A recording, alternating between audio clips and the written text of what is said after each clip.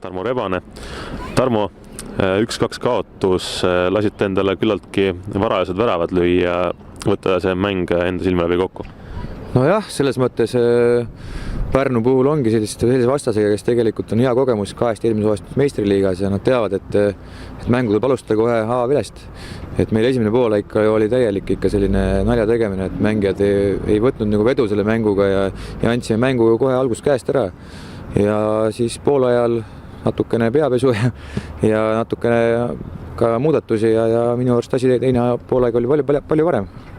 No esimese poole lõpus lõite penaltist ühe tagasi ka, aga ega teil teisel poolel tegelikult selliseid väga häid momente väga ei olnud, et kommenteeri võib-olla oma meeskonna ründetegevust. Nojah, ma ütleks, ega Pärnul ka väga häid võimalusi teisel poole ei olnud, et siin need Senderus, mis tegelikult tuuli kandis sinna latti või posti, pigem need jäidki selleks, et oli pigem selline domineerimine, mitte domineerimine, vaid selline, kes siis nagu peale jääb, selline keskvälja võitlus rohkem on ju, et kes siis selle palli saab maha ja kes selle palli ettepool liigub, et sellist nagu eest läbi viimised sealt Senderusi kasti oli suht vähe isegi.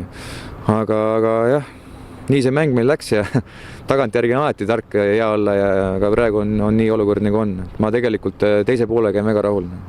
3 mängust nüüd 1 võit, ütleme tulemusteks, kuidas senise hooaja alguse mängupildiga rahul oled? Ei ole veel rahul, et see on selge, et ega ei saagi rahul olla, kui arvestada seda, mis meie ettevalmistus oli, et praegu vanad mängid nii-öelda alles tulevad tagasi nagu reaalselt, hakkavad ettevalmistusega pihta.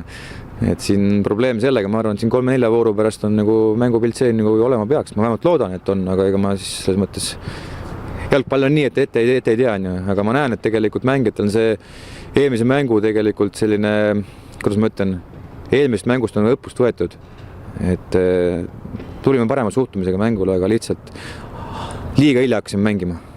Selge, aitäh ja edu algul vahel!